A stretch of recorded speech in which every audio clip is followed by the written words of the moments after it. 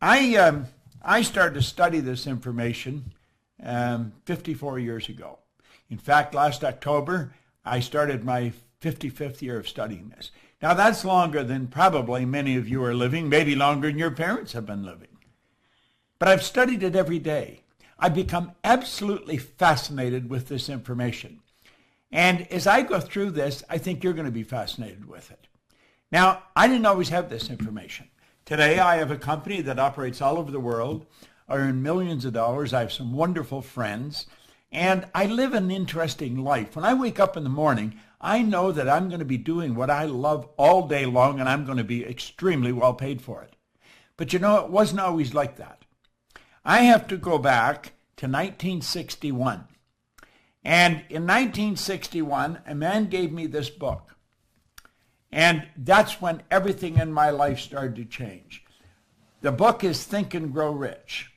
And there was a huge shift in the direction of my life.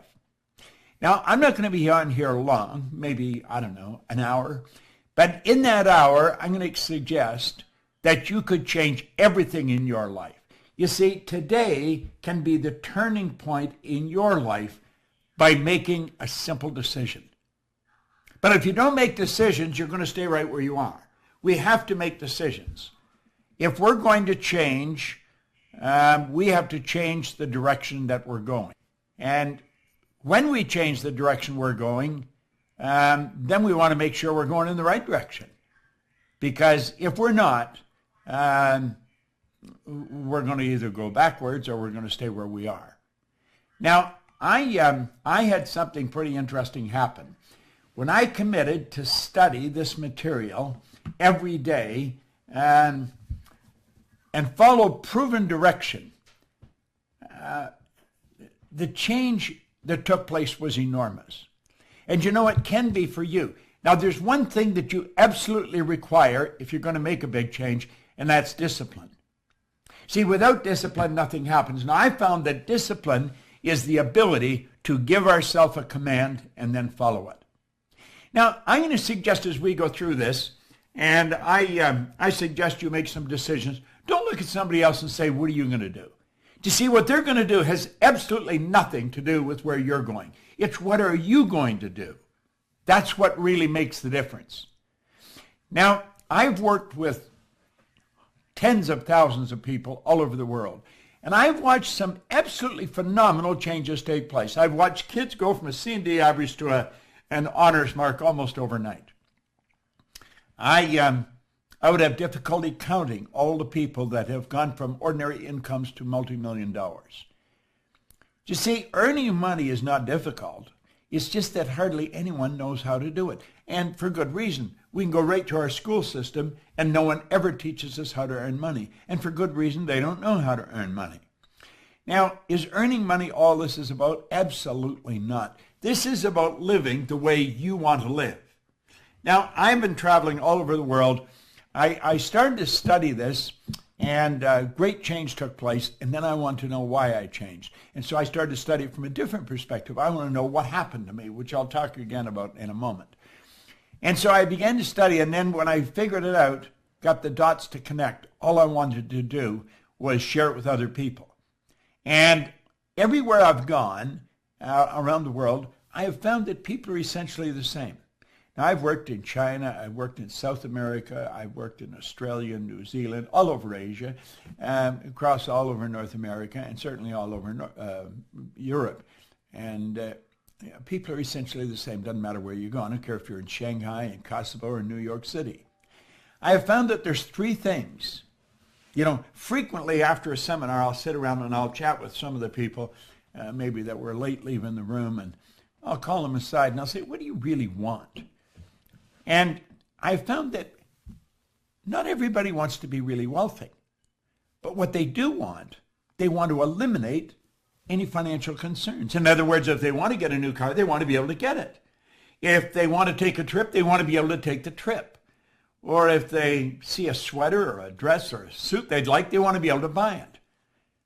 They don't want to be wondering, am I going to have enough to pay the mortgage? They want to eliminate financial concerns. The second thing they want is They want to wake up in the morning and be excited about how they're going to spend their day. See, a lot of people are tied up in traffic, going to a job they don't like, working for somebody that is possibly even incompetent. You got to spend your days doing what you absolutely love to do. And the third thing, they wanted to mix with people who were really upbeat, who are enthusiastic, people that are becoming very creatively productive. Now, that is a pretty good way to live. You don't have any financial concerns. You spend your days doing what you love with people who are upbeat and creatively productive. That's a good way to live. That's the way I live today, but it wasn't always like that. No, it sure wasn't. I had a man sit down with me, and he did essentially what I'm going to do with you right now. He said, Bob, I want you to take a look at the results you're getting in your life. Really take a look at the results. And then he got me to think. He said, how do results happen, Bob? How do they actually happen? And I didn't know. He says, do results just happen?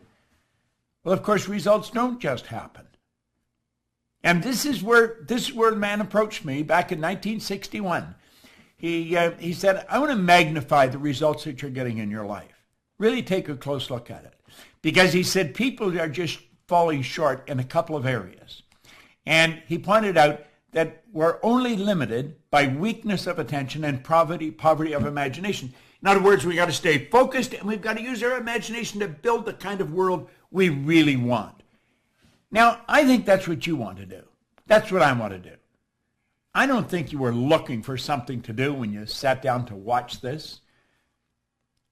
You see, I believe that you do want to improve the quality of your life.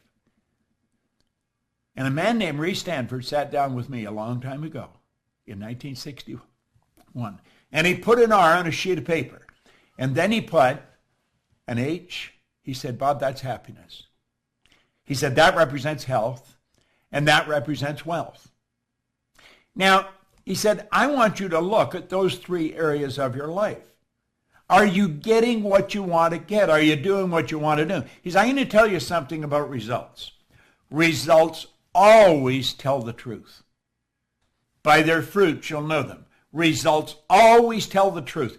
You can kid yourself all over the place if you want, but look at the results. I have people, they'll tell me how much they know about this or about that.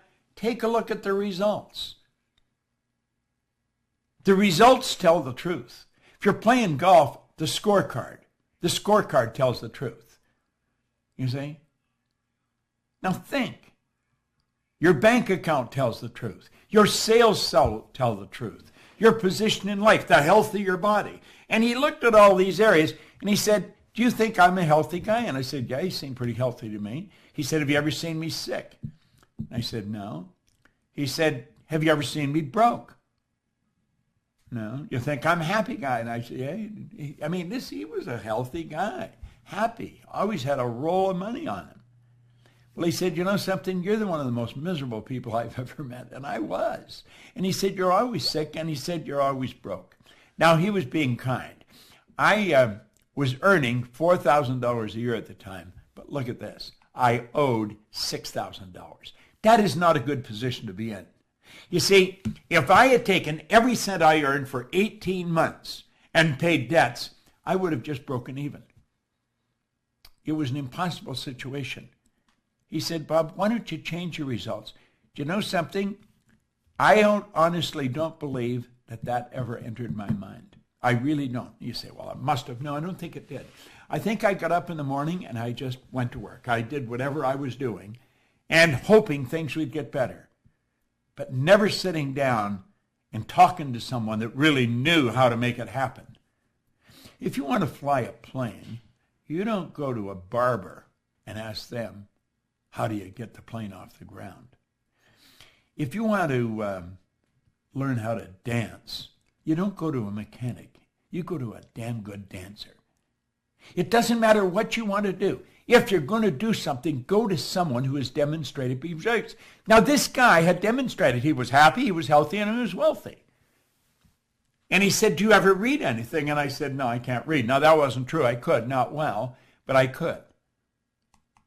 And that's when he introduced me to this book, Think and Grow Rich. And he said, Bob, if you do exactly what I tell you, and you study this book and do exactly what the author tells you, he said, everything in your life will change. Now, he said, the man that wrote this book, Napoleon Hill, spent his whole life putting this together. It contains the best thinking of over 500 of the world's most successful people. Listen, I've been reading this one now since 1961. Now, think about that. That's a long time. He said he spent his whole life writing this. He said, I think it would be a very prudent move on your part if you spent your life trying to understand and apply it. Now, I don't know why, but I decided I would. Now, let me explain where I was starting from. I told you I was earning $4,000 and I owed $6,000. See? I had 2 months high school. 2 months high school. That was my formal education. I had never had a half-decent job. I just bounced from one job to another, in the bar, working in a bar, in the Navy, out of the Navy, working in factories. I've never had a half-decent job. Now, I had every reason why I couldn't win. He said, Bob, there are reasons why you can't. You've got to quit thinking of those. You've got to start thinking of how you can. He said, do exactly what I tell you. And so, you know something? I decided I would. 1 year later, I was earning $175,000. My life changed like night and day. You say, well, what were you doing? I was cleaning offices. And then I took it over $1 million. I started cleaning one office. I would do anything honest to earn money. I was earning about $100 a week, and I got an office to clean where I would wash the floor twice a month, and I got $30. Then I got another office, $65 a month. Kirby's Construction. Now I'm up to an extra $100 a month. Do you know in less than 5 years I was cleaning offices in Toronto, Montreal, Boston, Cleveland, Atlanta, and London, England? Went right through the roof. Now, if you had asked me what I was doing, I couldn't tell you. I would say I'm cleaning offices. I'm reading Think and Grow Rich. But you know, a lot of people were cleaning offices. They weren't doing what I was doing. A lot of people had read Think and Grow Rich. They weren't doing what I was doing. Now, I was trying to figure out how the heck did this happen. See, I had been raised to believe if you're going to earn a lot of money, you've got to be really smart. Well, I knew I wasn't that smart, but I was earning a lot of money. I was raised to believe if you're going to have a good job, you have to have a good formal education. I didn't have a good formal education. I didn't have a good job. I owned the whole company. And so I started to study. You see? I thought, I'm believing in lies. You don't have to be smart to earn a lot of money. There's people that are functionally illiterate. They can neither read nor write, and they're earning millions of dollars. There's people heading up large corporations that've never been inside a school. Now I'm not anti-school. I've made sure all my kids went through school. I just changed the question. I didn't ask them if they were going to go. I asked them where they were going to go. I'm mentioning this because I believe anyone can do anything if they can sit down and write it out on a piece of paper and then work at changing what's going on inside. See, in 1990, Joel Barker wrote a book. It's called Paradigms. He said to be able to shape your future, you have to be willing and able to change your paradigm. Now, I had no idea what a paradigm was. And you might ask yourself, do you really know what a paradigm is? Do you understand how the mind works? Because the paradigm has something to do with the mind. I knew nothing about it. But the man that encouraged me to study this put me on a track where I just kept going from one great mentor to another. I was living in Chicago at the time, and I heard about a man in Vancouver. I was trying to figure out why I changed. I had left my own business. I went to work with Earl Nightingale and Lloyd Conant in Chicago. Ended up being their vice president of sales. I would have gone there. I would have paid them to let me work there. I wanted to work with Earl Nightingale and Lloyd Conant because I wanted to study. I wanted to know, why did I change? I knew I wasn't lucky. And I heard about a man in Vancouver. Somebody said, Bob, you should go and listen to him. So I got on a plane and I flew out to Vancouver. At the end of the seminar, When the guy got on the stage, I knew that he knew what he was talking about. There was just such certainty in his talk. And so at the end of the seminar, I said, I would like to sit down with you for a couple hours. But he said, I'd like to probably sit down with you for a couple hours. But he looked at his watch. He said, I got to get out of here. And I said, I got to go now too. He said, where are you going? I said, I'm going back to Chicago. He said, what are you doing out here? I said, I come out to hear you speak. Now, I think he was impressed that I had traveled so far to listen to him. So I said, look, and I'm not going to be in Chicago anytime in the near future, but I'm going to be in Toronto.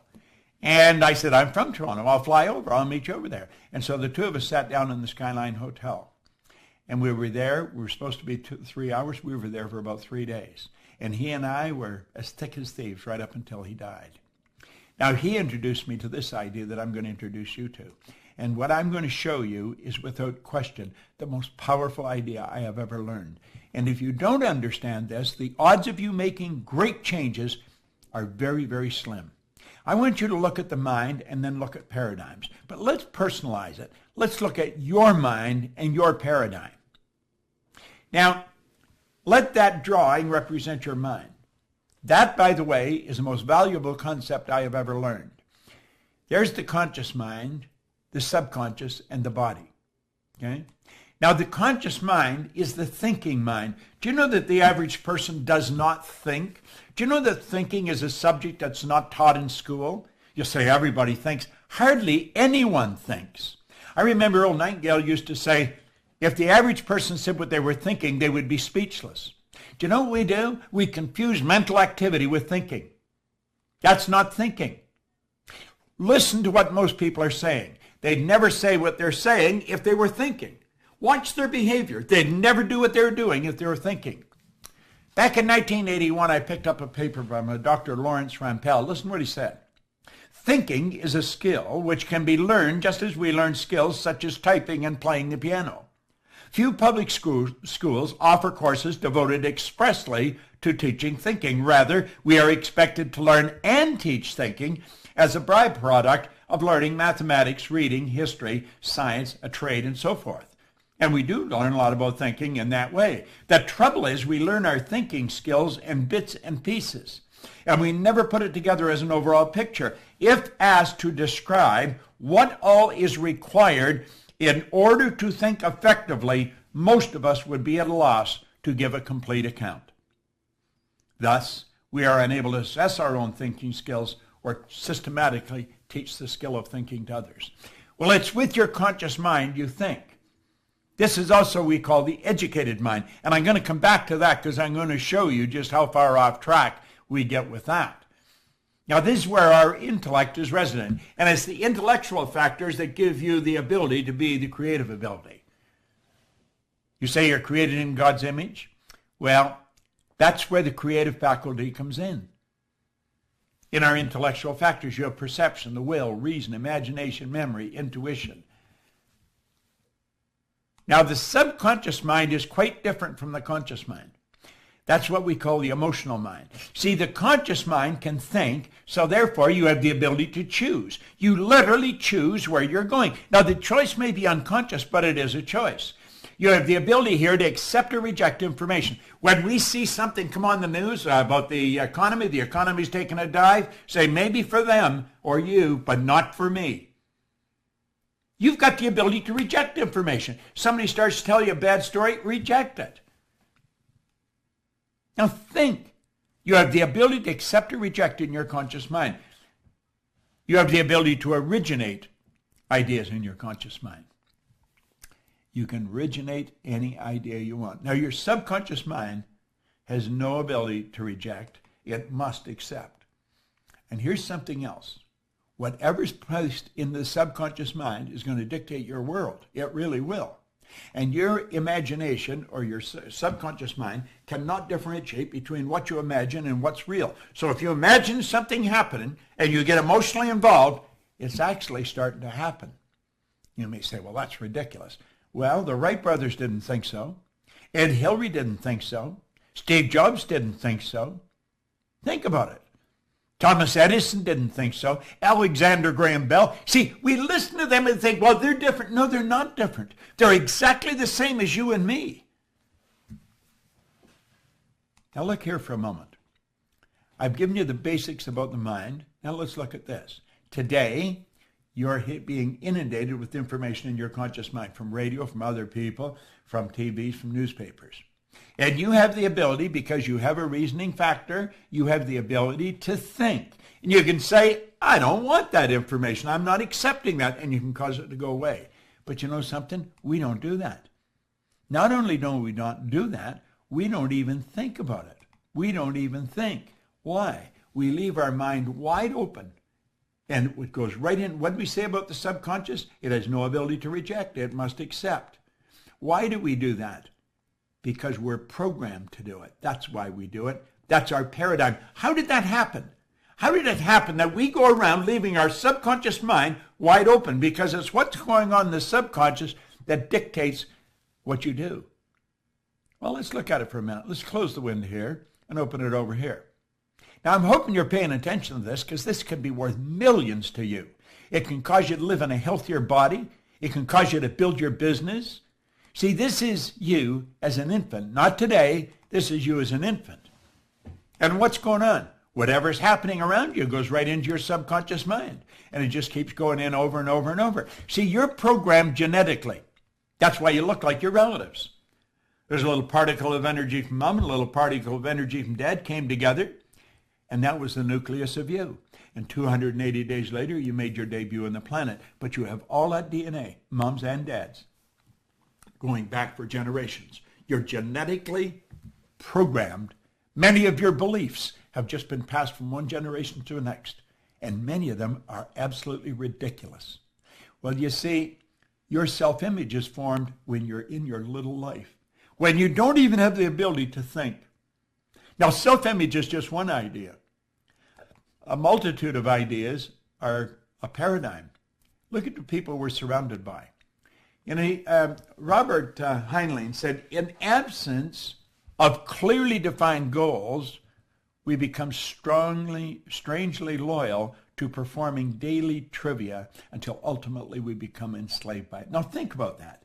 In absence of clearly defined goals, we become strangely loyal to performing daily trivia until ultimately we become enslaved by it. Now think of the number of people that you know that are enslaved to daily trivia. They talk about nothing. They never accomplish anything. They get the same results. If they're short money now, they were short a year ago. They were short a year before that. They're forever getting a car on payment. The idea of going and writing a check is just out of their mind. Why? Well, you see, that's probably what the people were doing that we surrounded by as we were little kids. And the ideas that just keep going in over and over and over again form the paradigm. A paradigm is nothing but a multitude of ideas that are fixed in the subconscious mind. And so here we are, as hard as it is to believe, 20, 30, 50, 60 years later, living exactly the same as we were programmed when we were little kids. Do you know that most people on welfare are fourth, fifth generation welfare recipients? It's rather strange. Now, what do? Well, we leave this situation and we go to school. What does school do? Well, let's look at it. School gave us valuable knowledge. However, school never taught us anything about paradigms. Therefore, we frequently do not do what we already know how to do. Now think, superior knowledge. Think about it. Inferior results. What does that do? That causes confusion and frustration. Now think about this for a moment. We've gathered great knowledge, but we know nothing about the paradigm. So watch here. Here's the drawing. There's the model. There's all the knowledge we got in school. We've got it packed in there. But you know something? It doesn't equate to the results we're getting. You're going to find absolutely brilliant people getting very bad results. You're going to find people that are brilliant. They know exactly what to do, but they don't do it. Why? It's the paradigm that controls the behavior.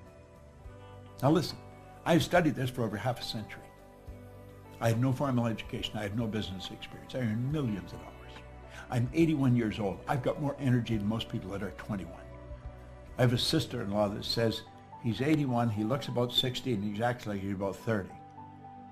Well, she got that down pretty good because that's just about the way it is. Why? It's because I understand how to use the mind. Now look it.